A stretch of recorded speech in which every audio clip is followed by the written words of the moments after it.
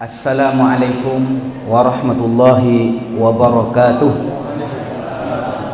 Bismillah, alhamdulillah, wassalatu wassalamu ala rasulillah Sayyidina Muhammad ibn Abdillahi wa ala alihi wa ashabihi wa man tabi'ahu wa walah ma ba'du.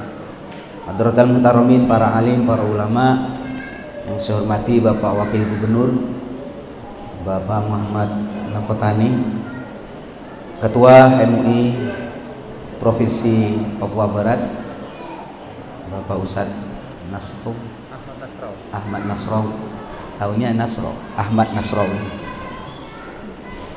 Pak Kiai Abdul Khalik, terima kasih tadi dikasih makan enak ya. Bapak dan Ibu sekalian, saya ingin berbagi sedikit ilmu. Mungkin agak terganggu. Di sini ini biasa sholat 20 rakaat. Iya. Sholat tarawihnya berapa? 20 rakaat. Tiba-tiba saya angkat tangan, stop dulu. Karena apa? Karena ada order. Ada pesanan dari Pak Wagub, Pak Yai, bisa nggak saya tawar? Apa? Tarawihnya untuk sementara 8, nanti dilanjut di rumah masing-masing. Saya ini kan orang NU ya, tergantung pejabat yang order gitu. Kalau minta 20 monggo, kalau minta korting saya potong kan gitu kan. Ini semua yang saya lakukan ada ilmunya, nggak sembarangan Pak Ketua. Nggak boleh saya itu mengamalkan sebuah keputusan, kebijakan, apalagi saya mewakili MUI, tiba-tiba menghentikan. Kok boleh Pak Kiai? Begini, di Majelis Ulama Indonesia itu punya prinsip la yungkarul mukhtalaf fih wa innama yungkarul mujma' alaih. La yungkarul mukhtalaf fih, masalah khilafiyah nggak usah diingkari gitu. Masalah khilafiyah nggak usah usil. Ada tarawih 20, ada 8. Ada yang takbir begini, ada yang takbir begini, ada yang sedekap begini, ada yang begini. Kalau pergi ke Mekah itu Allahu Akbar, nggak ada yang sedekap begini.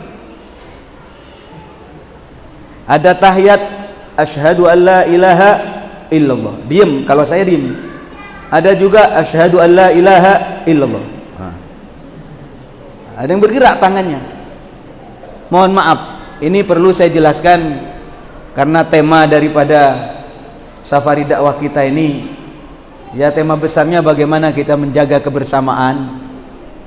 Saya ingin sampaikan khusus di kalangan umat Islam, ayo tradisikan la yungkarul mukhtalaf fih, masalah khilafiyah nggak usah ingkar, nggak usah komen, masing-masing aja. Saya kalau sholat tarawih semalam 28 rakaat Pak Ketua, saya pulang ke kamar, saya lanjut sendiri karena saya menganggap saya tidak sempurna kalau belum sampai 20 rakaat. Ngapain ribut-ribut, bener nggak? Wa inna ma yungkarul mujma' alaih, baru kita ingkar, baru kita tegas kalau menyangkut hal yang sudah disepakati oleh ulama. Misalnya Nabi yang terakhir itu siapa? Nabi Muhammad. Maka kalau ada orang yang ngaku Islam, kok mengaku Nabi yang terakhir bukan Nabi Muhammad tapi Mirza Ghulam Ahmad, Islam loh, ngaku Islam, KTP-nya Islam, kok ngaku Nabi yang terakhir bukan Nabi Muhammad tapi Mirza Ghulam Ahmad misalnya. Ini masalah mujma' alaih, ini masalah yang disepakati ulama, baru kita angkat tangan. Salah itu, paham ya? Sehingga enak para jemaah. Kita punya prinsip wa'tasimu bihablillahi jami'an wa la tafarraqu. Wah, pada ngantuk apa? Belum makan ya? Ada yang belum. Wa'tasimu bihablillahi jami'an wa la tafarraqu. Wa'tasimu, berpegang teguhlah kamu, bihablillahi, dengan ajaran Allah, wala tafarraqu, dan jangan kamu berpisah-pisah, jangan bercerai-berai. Dalam masalah apa kita sepakat? Dalam masalah mujma' alaih. Saya terus terang saja seneng gitu, ketua MUI adalah Bapak Ustadz Haji Ahmad Nasro. Wajahnya nggak sama kan dengan saya kan? Nggak apa-apa, apalagi Pak Gubernur, Wakil Gubernur kita itu ciptaan Allah, nggak mungkin disama-samain. Saya pakai surban ini bukan saya orang Arab, bukan Habib, saya ini Habib swasta kan? Ya. Tetapi mengapa Pak Kiai pakai surban? Ya biar beda aja. Tapi memang ada hadisnya bahwasanya orang bersurban itu punya fadilah tersendiri. Kemudian biar beda saja, di PBNU nggak ada satupun yang berani pakai surban kecuali saya. Gitu. Bapak dan Ibu sekalian, inilah ilmu. Sehingga enak umat Islam itu energinya yang tidak habis berbicara tentang khilafiyah, tidak habis berbicara tentang masalah furu', tapi kita bersatu bagaimana sekiranya umat Islam itu kuat, umat Islam itu jaya, bagaimana kita sepakat dalam hal-hal yang sudah disepakati oleh para ulama. Inilah istilah di majelis ulama, ada penyimpangan, ada perbedaan. Kalau perbedaan boleh kita toleransi, tapi kalau penyimpangan kita tegas. Nah ini izin Pak Ketua PWNU, nah itu ada di belakang, beliau itu nyamar. Pak Ketua, saya ini melanggar, harusnya sholat 20 rakaat, itu saya potong, saya korting gitu, menjadi 8 rakaat. Izin Pak Ketua, silakan nanti dilanjut masing-masing, walaupun saya punya keyakinan bahwasanya sholat tarawih itu ya 20 rakaat. Tapi para jemaah sekalian, karena ini masalah khilafiyah, inilah yang saya catat, la yungkarul mukhtalafih, masalah khilafiyah nggak usah diingkari, nggak usah usil, nggak usah komentar. Wa innama yungkarul mujma' alaih, baru kita tegas, baru kita ingkar kalau masalah yang sudah disepakati oleh para ulama. Untuk itu para jemaah kaum muslimin, ayo biasakan mana yang mujma' alaih, mana yang disepakati oleh ulama, pelajari. Mana yang mukhtalafih, mana yang furu'iyah, ini istilah pesantren, pelajari. Sehingga nanti mohon maaf, pernah ini nggak apa-apa kan, ada orang Muhammadiyah kan, ketuanya, ada ketuanya. Nanti kita kumpulnya namanya Muhammadiyah, itu NU, Muhammad NU dan ini.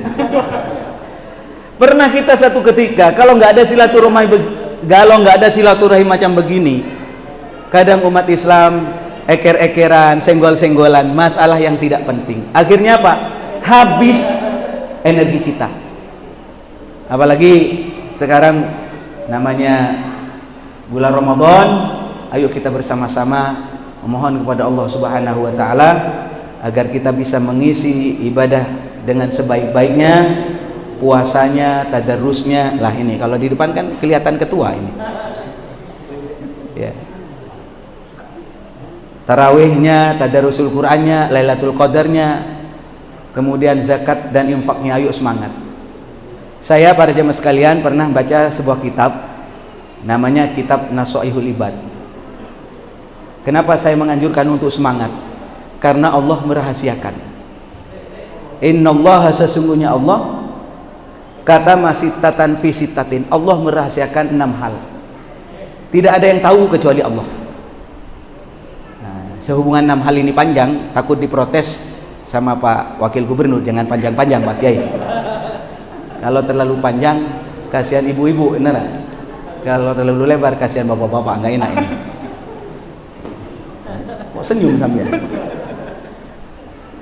Bapak dan saudara sekalian, innallaha, tapi saya terangin 2 aja, izin 2. Innallaha, sesungguhnya Allah, kata masitatin, Allah merahasiakan 6 hal. Yang saya terangkan cuma 2. Tidak ada yang tahu kecuali Allah.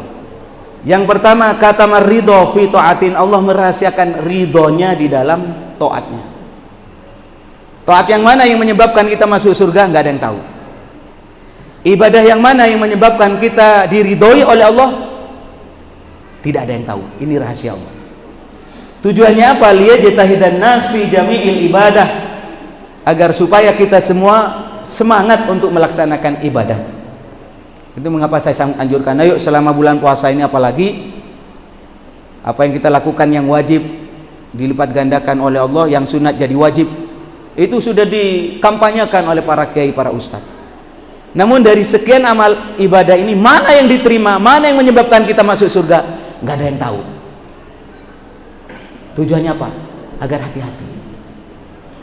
Ini saya kutip dari kitab Sulam Taufik, ini kitab-kitab yang tipis-tipis ini. Imam Ghazali yang kita kenal dengan Hujjatul Islam. Imam Ghazali itu waktu wafat itu dimimpikan oleh ulama yang lain. Ya Imam, bagaimana engkau diperlakukan oleh Allah di dalam kuburmu? Jawab Imam Ghazali, alhamdulillah saya dirahmati oleh Allah. Bima, dengan apa Imam? Apa amalmu, apa ibadahmu yang menyebabkan kamu dirahmati oleh Allah di dalam kuburmu? Beliau menjawab, saya dirahmati oleh Allah bukan oleh amal saya yang besar, tapi justru oleh amal saya yang kelihatan kecil. Saya menulis pakai tinta, waktu saya angkat begini ada seekor lalat nemplok di situ. Aku biarkan minum sampai kenyang.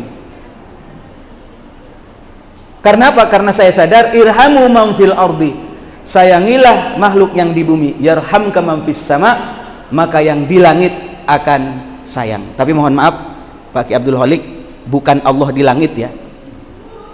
Bukan Allah di langit, enggak. Kita punya keyakinan di kalangan Ahlus Sunnah wal Jamaah, saya mengatakan yang di langit itu bisa bermakna malaikat yang di langit, atau bisa bermakna Allah yang menguasai langit.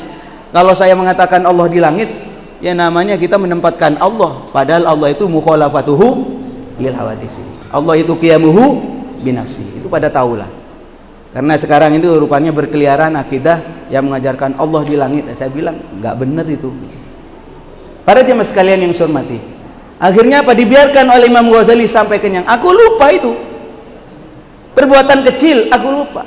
Tapi ternyata kecil menurut saya, besar menurut Allah Subhanahu wa ta'ala. Ini pesan kepada ibu-ibu, keran di masjid kebuka, ayo tutup. Barangkali ada paku di jalanan, pungut. Tidak ada yang tahu, jangan-jangan hal yang dianggap remeh dan kecil oleh kita ternyata besar di hadapan Allah Subhanahu wa ta'ala. Yang nomor 2 para jemaah sekalian, wa katamal ghadaba fi ma'siyatin, Allah merahasiakan murkanya di dalam maksiatnya. Maksiat yang mana yang menyebabkan kita dimurkai oleh Allah? Nggak ada yang tahu. Dosa yang mana yang menyebabkan kita dimasukkan ke dalam nerakanya Allah? Tidak ada yang tahu. Tujuannya apa? Agar kita hati-hati terhadap maksiat. Saya ulang, agar kita hati terhadap maksiat. Jangan sampai kita meremehkan dosa sekecil apapun. Ya Allah, dosa kecil aja, tinggal wudhu, tinggal baca istighfar, minta maaf, selesai, rontok itu dosa. Saya katakan Allah memang maha pemaaf, tapi hati-hati, tidak ada ceritanya orang itu tergelincir oleh gunung yang banyak tergelincir oleh kerikil. Apakah ada Pak Kiai kisah ada orang yang kelihatan baik ternyata tidak baik di hadapan Allah? Ada. Di zaman Sayyidina Rasulullah Muhammad SAW ada orang perempuan. Perempuan itu melihara kucing. Kucingnya dikurung, tidak dikasih makan sampai mati. Orang sekitarnya, tetangganya mengatakan orang perempuan ini baik-baik saja, orang baik katanya tetangga. Tapi kata Kanjeng Nabi, sabda Rasulullah, orang ini masuk neraka. Lu coba. Dakhalat imra'atun, ini perempuan masuk neraka, an-naro, masuk neraka. Fi hirratin, fi-nya bermakna sababiyah. Fi hirratin, oleh sebab kucing. Allah. Yang dibunuh bukan manusia, bukan, kucing. Dikurung, tidak dikasih makan sampai mati. Kata Nabi, ini perempuan masuk neraka gara-gara kucing. Ini tuh pada jemaah sekalian, hati-hati. Mohon maaf, di bulan Ramadan, Pak Yai, Pak Ketua selalu mengingatkan, bulan Ramadan bulan dilipat gandakan kebaikan. Bulan Ramadan ada Lailatul Qadar, dilipat gandakan 1000 bulan, sama dengan 83 tahun 4 bulan, dikampanyekan oleh Pak Kiai tentang kebaikan. Tapi awas loh, kalau ada orang melakukan maksiat apapun namanya, naudzubillah, berzina, minum khamar, pada saat malam Lailatul Qadar, la'anahullahu wal malaikatu wan nas ajmain hatta min haulistani. Kalau ada orang berbuat maksiat di malam Lailatul Qadar, dilaknat oleh Allah, dilaknat oleh malaikat, dilaknat oleh manusia. Maksudnya laknat apa? Sial gitulah, hidupnya sial. Hatta min haulistani, hingga tahun yang akan datang. Karena kita tahu kalau sudah malam Lailatul Qadar, malaikat itu penuh. Dunia ini penuh dengan malaikat. Kok andaikan dibuka hijab kita, penghalang kita untuk bisa melihat malaikat, saking penuhnya itu disebut Lailatul Qadar. Qadar itu maknanya sesek. Ada juga maknanya itu keputusan, tapi ada juga yang dimaknai qadar itu sesek. Kenapa disebut sesek? Penuh. Karena malaikat saat itu penuh. Loh, kok ada umat Nabi Muhammad ngaku Islam sudah penuh dengan malaikat, kok berbuat maksiat? Na'udzubillah. Mudah-mudahan bermanfaat. Assalamualaikum warahmatullahi wabarakatuh.